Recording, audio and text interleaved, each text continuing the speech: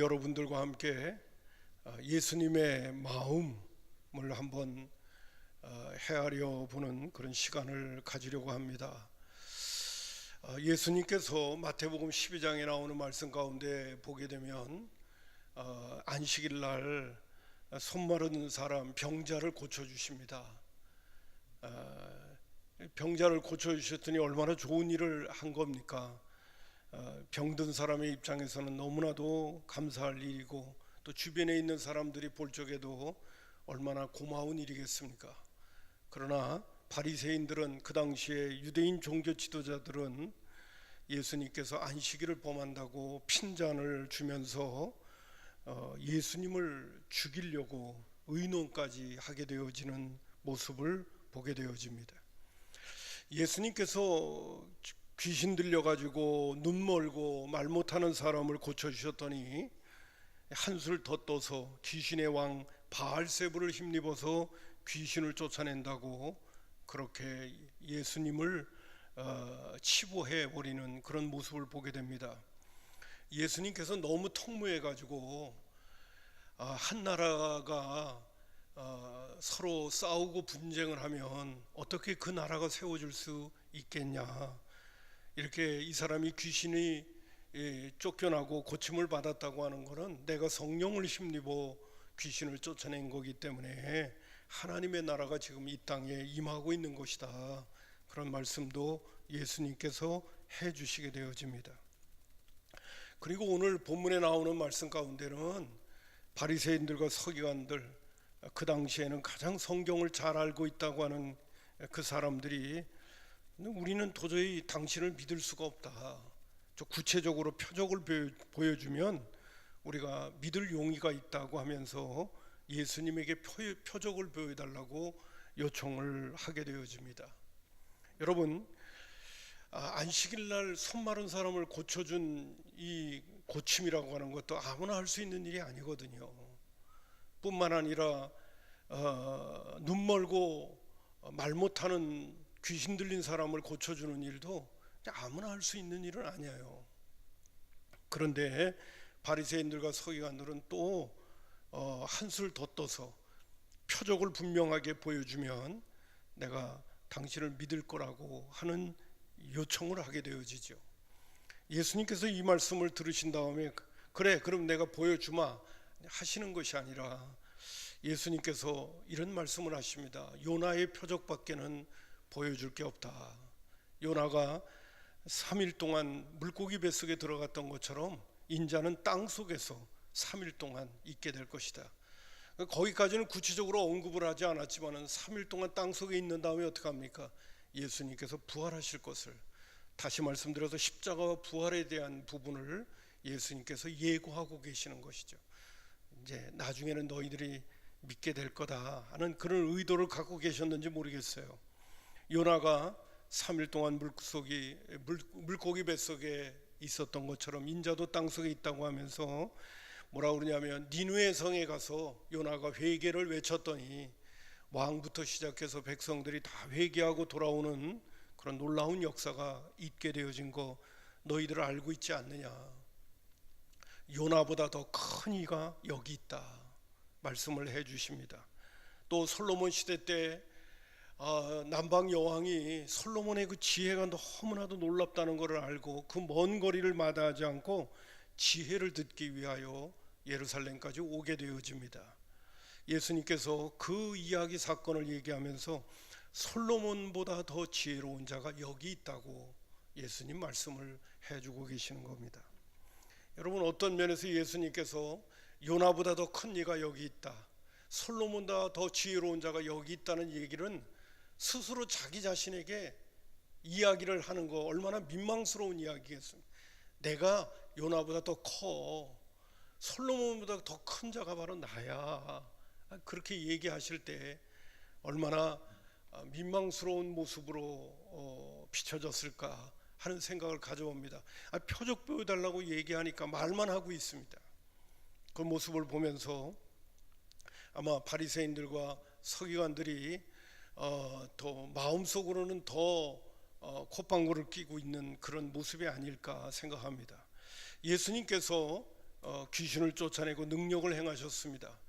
예수님께서 이 시대에 대한 이야기를 언급을 하면서 43절부터는 이런 말씀을 합니다. 더러운 귀신이 사람에게서 나갔을 때 물 없는 곳으로 다니며 쉬기를 구했지만 쉴 곳이 없었다는 거예요. 그래서 자기가 나왔던 집으로 가보니까 그 집이 너무나도 청소가 잘 돼 있는 거예요. 그래서 이 더러운 귀신이 더 악한 귀신 7을 데리고 들어가서 그 집에서 살게 되어졌다 하는 얘기를 하면서 45절의 끝부분에 보니까 이 악한 세대가 또 이렇게 될 것이라고 말씀하고 계십니다. 예수님께서 이 땅에 오셔서 정말 많은 일을 하셨습니다. 특별히 귀신 들린 많은 사람을 고쳐주신 것을 우리는 복음서에서 볼 수가 있게 되어집니다. 귀신에게 사로잡혀서 산다고 하는 것은 사람답게 살지도 못할 뿐만 아니라 참으로 그 사람 자신은 고통스러운 것은 이루 말할 수가 없습니다. 근데 예수님 뭐라고 말씀하시냐면 이 악한 세대가 더 형편이 안 좋아질 것이라는 얘기를 하게 되어지는 겁니다. 사실 그렇습니다. 예수님께서 십자가에 죽으시고 부활하신 다음에 초대교회가 탄생합니다. 베드로와 제자들이 복음의 말씀을 전할 때 하루에 3,000명, 5,000명씩 회개하고 돌아온 역사가 있었지만은 여러분 기독교 역사를 보면 알겠습니다만은 로마는 300년 동안 예수 믿는 사람들을 탄압을 했습니다.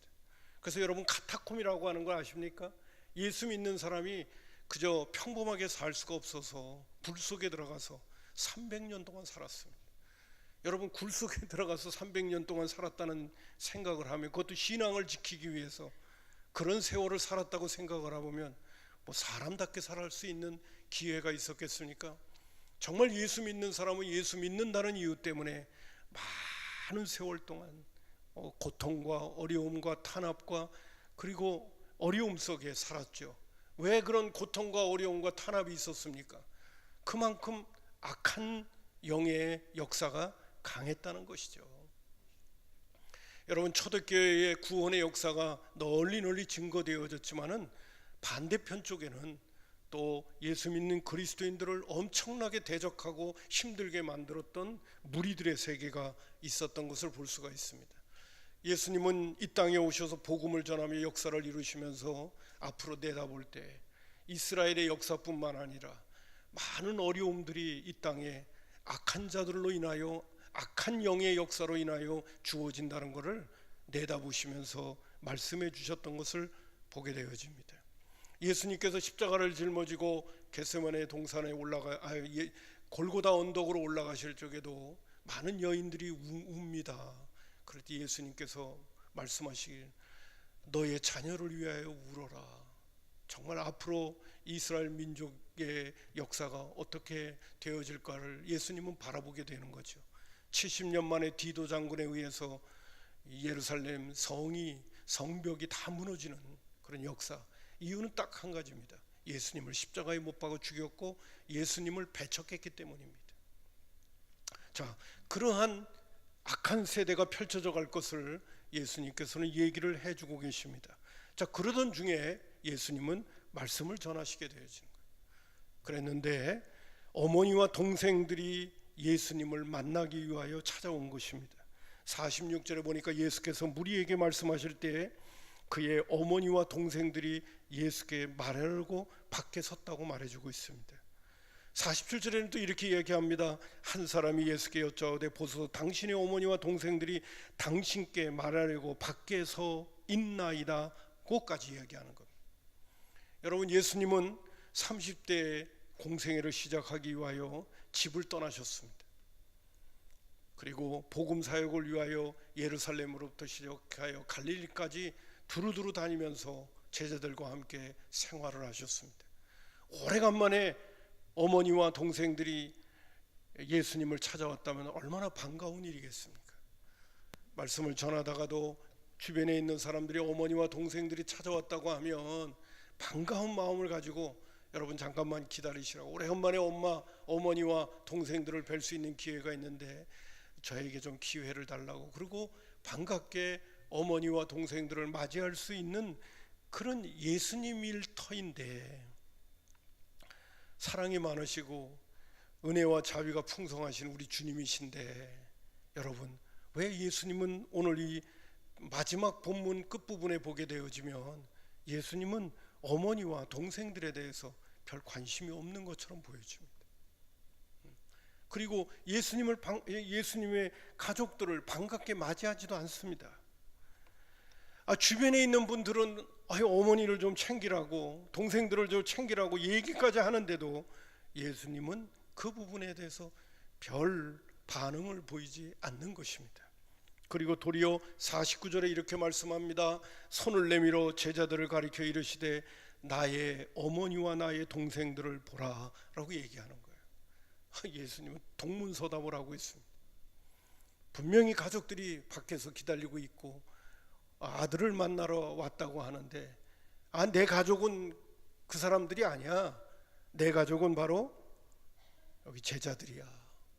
이 제자들이 내 가족들이야 라고까지 예수님은 이야기를 하시게 되어지는 겁니다. 여러분, 왜 이러셨을까요? 왜 예수님은 이렇게 반응을 보였을까요? 그리고 50절에 이렇게 말씀하십니다. 누구든지 하늘에 계신 내 아버지 뜻대로 하는 자가 내 형제요 자매요 내 어머니다. 이 말씀의 문맥의 흐름으로 보게 된다면 지금 혈육으로 찾아온 어머니와 동생들은 하나님의 뜻을 행하고 있지 않다는 것을 알 수가 있습니다. 하나님의 뜻대로 하는 자가 내 형제요 자매요 어머니라고 얘기를 하는 부분을 보게 되면, 우리가 유추해 볼 때 육신의 어머니 형제들은 하나님의 뜻을 지금 따르고 있지 않는 거죠. 여러분, 마가복음에 있는 말씀 가운데 보면 그런 말씀이 나옵니다. 마가복음 3장 20절부터 35절에 있는 말씀을 빗대서 보게 되면 어머니와 동생들이 예수님을 찾아온 목적은 바로 뭐냐 하면 마가복음 3장 21절에 이렇게 언급을 하고 있습니다. 한번 띄워주시죠. 예수의 친족들이 듣고 그를 붙들러 나오니 이는 그가 미쳤다 함이로라 하고 말해주고 있습니다. 그리고 이제 구체적으로 이 친족이라는 말이 그 뒷부분에 보게 되면 어머니와 동생들이 나오게 됩니다. 어머니와 동생들이 왜 왔느냐? 예수가 미쳤다는 소식을 들었기 때문입니다. 그러니까 아들 붙잡으러 온 것입니다. 왜 미쳤느냐? 얼마 전에 귀신 들려 눈 멀고 말 못하는 사람을 고쳐줬더니 바리새인들이 뭐라고 하냐면 귀신의 왕 바알세부를 힘입어서 귀신을 쫓아냈다고 얘기해요. 뭐 어떻게 소문이 퍼졌는지 한 젊은 미친 사람이 있다는 이야기를 하고 이곳저곳 다니고 있다는 거예요. 어머니와 형제들이 그 이야기를 들을 때 너무너무 걱정이 되고 마음이 아픈 거예요. 그래서 아들 잡으러 온 것입니다. 아들을 붙들러 온 것입니다. 예수님이 이 모습을 알고 있는 거예요. 어머니와 그리고 형제들을 반갑게 맞이할 수 있음에도 불구하고 맞이할 수가 없는 거예요. 가족들까지도 예수님을 이해하지 못하는 것입니다. 가족들까지도 예수님이 하는 사역을 오해하고 있는 것입니다. 이 모습을 볼 때 예수님은 너무너무 안타깝기도 하고 외로우셨던 거예요. 여러분, 복음서에 있는 말씀 가운데 보면 이런 상황들은 너무너무 많이 있습니다. 뭐 죽이려고 하는 사람부터 시작을 해가지고 곳곳에 예수님을 대적하는 사람들이 그렇게 많이 있었어요. 예수님은 선한 일을 하고 계시는데, 예수님은 귀한 생명의 메시지를 전하면서 오늘도 사람 살리는 일을 하려고 하는데 그 부분에 대해서 엉뚱하게 해석하고 엉뚱하게 말을 하는 사람들을 볼 때마다 예수님은 정말 힘들고 어려웠습니다. 더더군다나 가족들까지도 예수님을 이해하지 못했습니다. 그래서 오늘 본문에 나오는 말씀 가운데 예수님 그런 말씀을 하시는 거예요. 나의 진정한 가족이 누구냐? 하나님의 뜻대로 행하는 자가 나의 형제요 자매요 어머니라고까지 얘기하면서 예수님을 찾아온 진짜 혈육의 가족들을 예수님은 어떤 면에서는 피해야만 하는 그러한 어려운 상황이 주어졌던 것을 보게 됩니다. 마태복음 14장으로 넘어가게 되면요, 분봉왕 헤롯에 의해서 세례자 요한이 목배임을 받아 죽게 되어집니다. 예수님보다 6개월 태어나서 세상죄를 지고 가는 하나님의 어린 양을 보라고 하면서 소개했던 세례자 요한이 죽음을 당합니다. 사람들이 예수님에게 찾아와서 예수님, 세례자 요한이 분봉왕 헤롯에 의해서 목배임을 받아 죽게 되어졌습니다라는 소식을 예수님이 듣게 되어집니다. 그 이야기를 들을 때도 예수님 마음은 대단히 착잡했습니다. 세례자 요한이 죽었다면 이제는 나 죽을 시간만 남아있는 거죠. 뭐 세례자 요한이나 예수님이나 여러분 마태복음 3장과 4장에 보게 되면 회개하라 천국이 가까웠다고 세례자 요한이 선포했죠. 4장에서는 예수님도 똑같이 회개하라 천국이 가까웠다고 선포를 했어요. 세례자 요한이나 예수님이나 별 다를 바가 없는 그러한 대상들이거든요. 근데 세례자 요한은 목배임을 받아 죽게 되어집니다.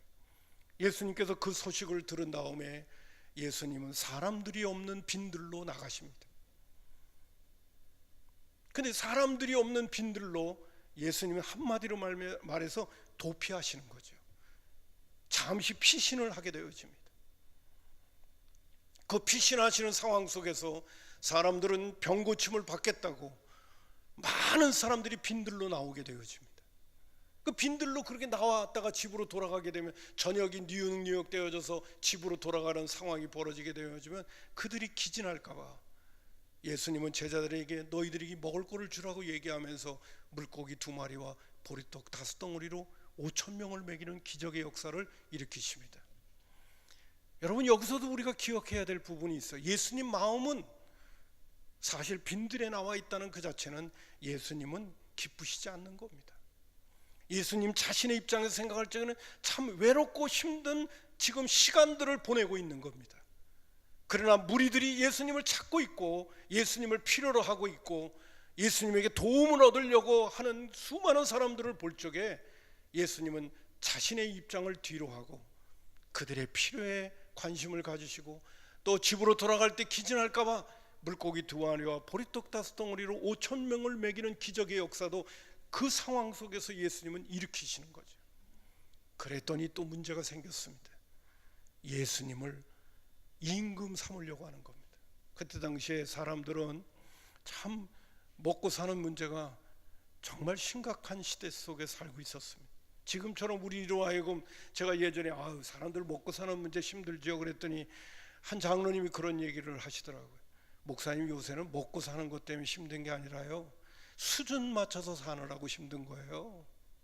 먹고 사는 문제는 그렇게 큰 문제가 아닙니다 라고 얘기하길래 그래요? 그랬습니다. 수준 맞춰서 사느라. 이 시대는 지금 수준 맞춰서 살고 또 조금 내가 극한 표현을 한다면 내가 가지고 있는 욕심을 채우기 위한 것 때문에 힘들고 어려울 수 있어요. 그러나 그 당시에는요 정말 먹고 사는 게 힘들었습니다.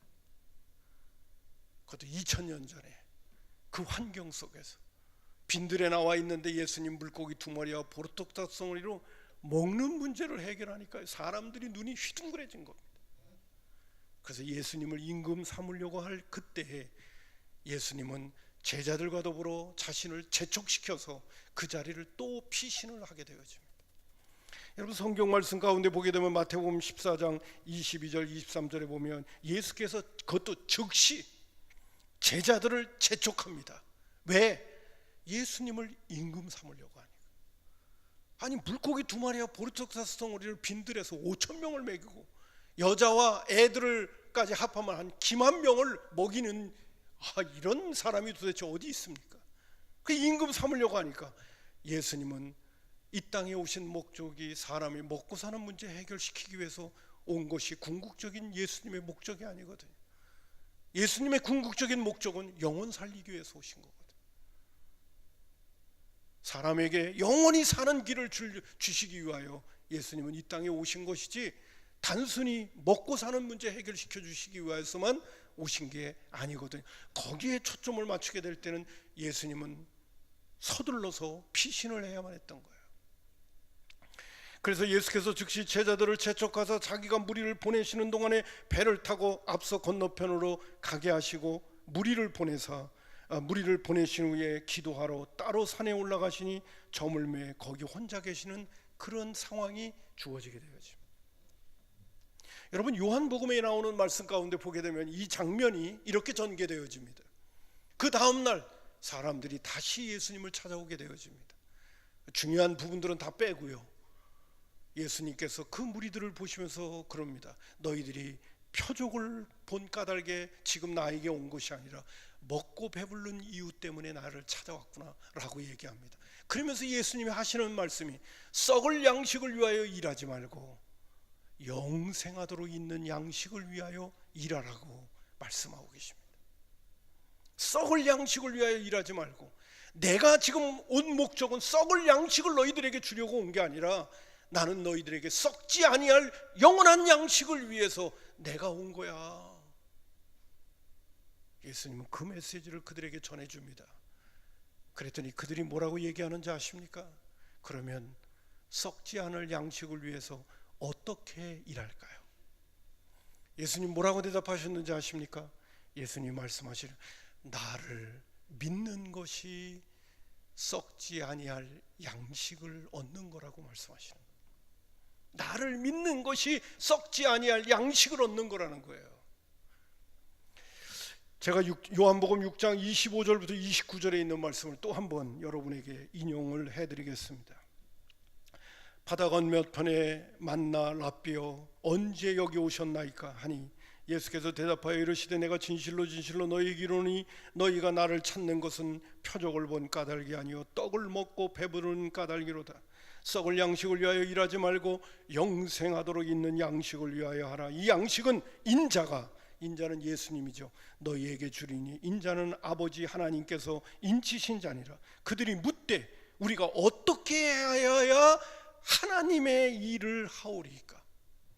여러분, 오늘도 하나님의 일을 하는 것 가운데 제일 중요한 일이 예수를 잘 믿는 것입니다. 예수를 정확히 알고, 예수가 누구인가를 정확히 알고 예수를 정확히 믿을 줄 아는 사람이 하나님의 큰 일을 하는 사람들입니다. 내가 무슨 봉사하고 이것저것 하는 일들 중요합니다. 그러나 하나님의 일 가운데 제일 중요한 것은 예수를 제대로 믿는 것입니다. 하나님의 일을 하오리까 예수께서 대답하여 이르시되 하나님께서 보내신 이를 믿는 것이 하나님의 일이다 라고 말씀하셨어요. 그러면서 예수님이 이런 말씀도 하십니다. 내 살을 먹고 내 피를 마시는 자는 영생을 가졌고 마지막 날에 내가 그를 다시 살릴 거다. 여러분, 성만찬이 무엇입니까? 예수님의 살과 예수님의 피가 우리가 먹고 마시는 거 아닙니까? 그 먹고 마신다는 이야기가 뭐냐면 예수를 믿는다는 거예요. 예수가 누구이냐? 우리의 구세주 되심을 제대로 믿는다는 거예요.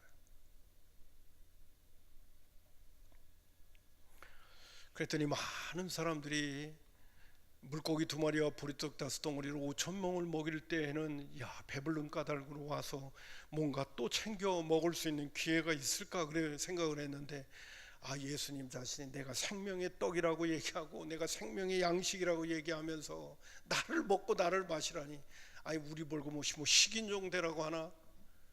사람들이 그 말을 듣자마자 뭐라 하냐? 예수의 말이 너무 어렵다. 그리고 다 돌아갑니다. 다 터집니다. 그럴 때 예수님이 마지막 남은 제자들에게 이렇게 질문하십니다. 요한복음 6장 67절과 68절에 예수께서 12 제자에게 이르시되 너희도 가려느냐?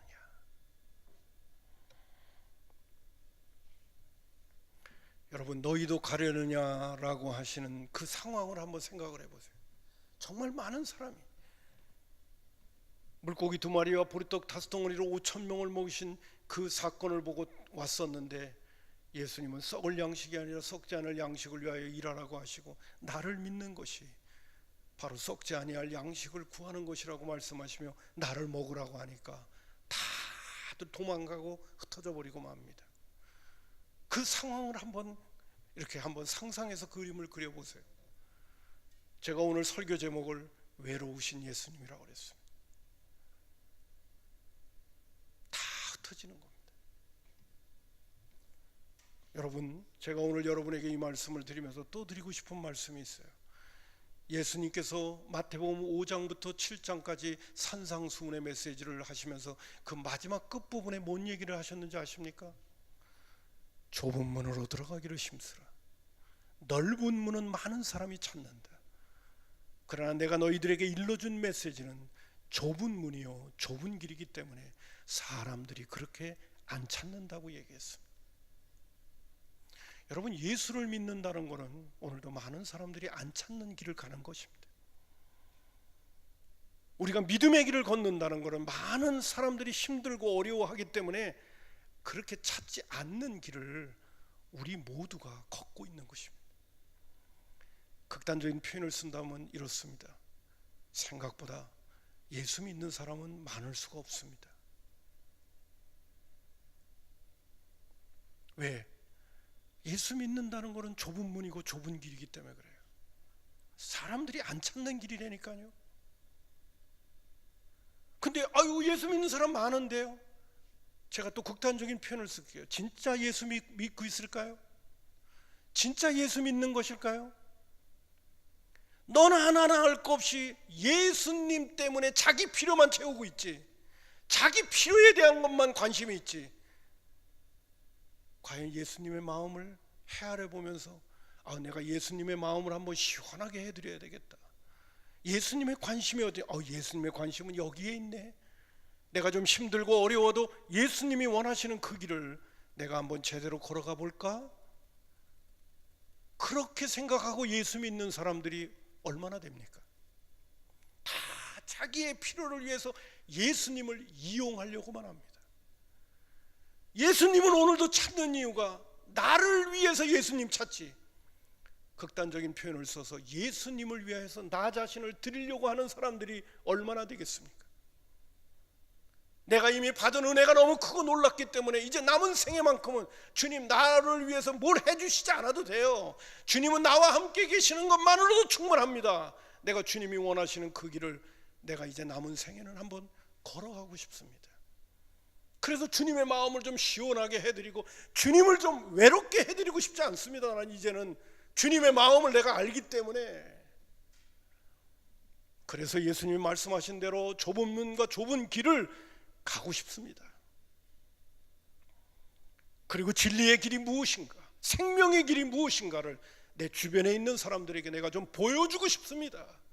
주님과 함께 동행하는 삶이라는 게 무엇인가를 내 주변에 있는 사람들에게 좀 나타내 보여주고 싶습니다. 그런 사람들이 몇 명이나 됩니까?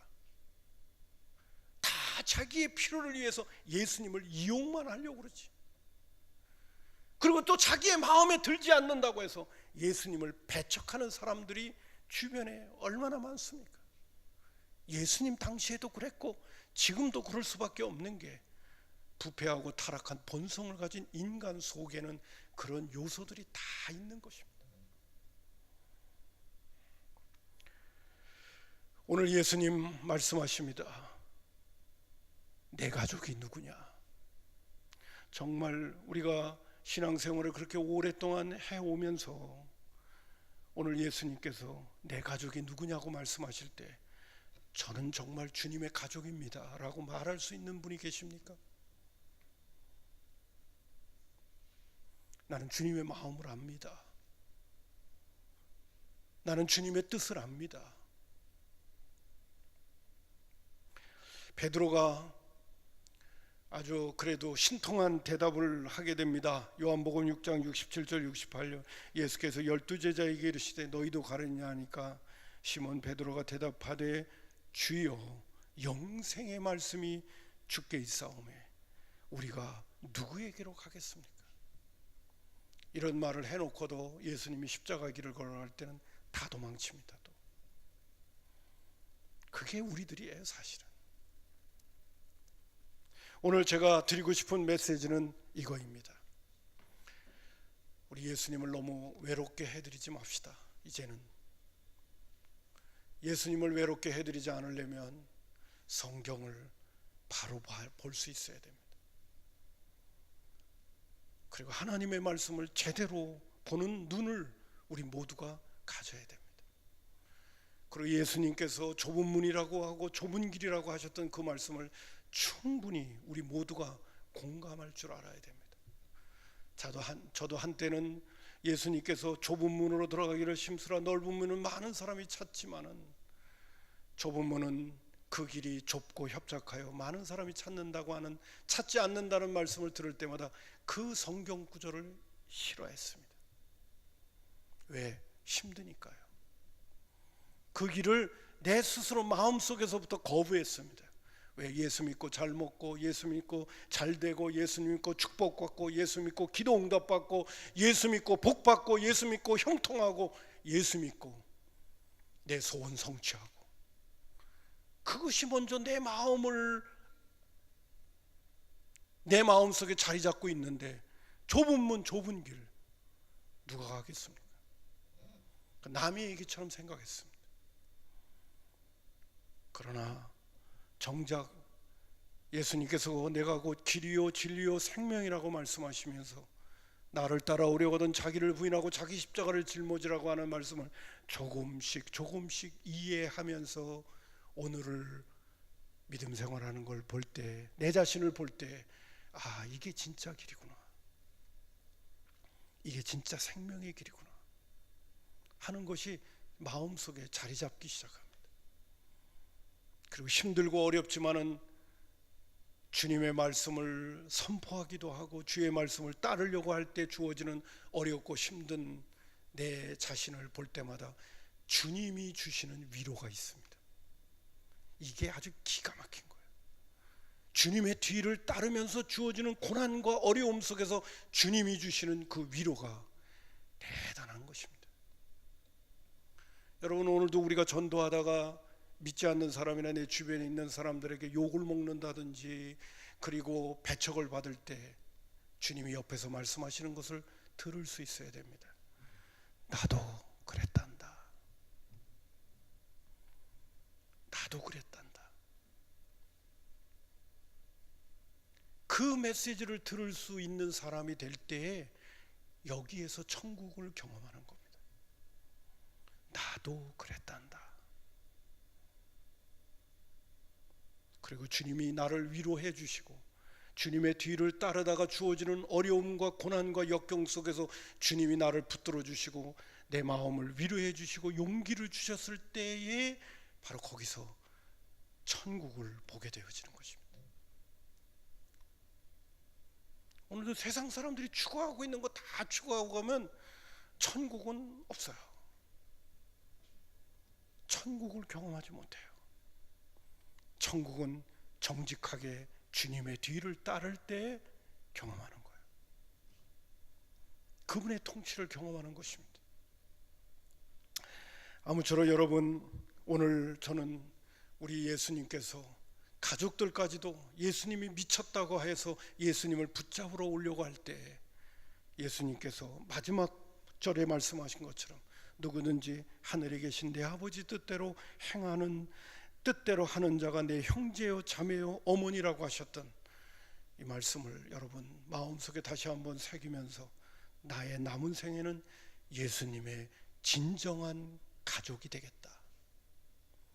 한번 주님의 진정한 가족으로 살다가 주님 앞에 서자 하는 그런 마음으로 믿음 생활을 제대로 할 수 있는 하나님의 사람들이 되었으면 참 좋겠다는 생각이 들어서 오늘 이 말씀을 준비하고 여러분들에게 선포합니다.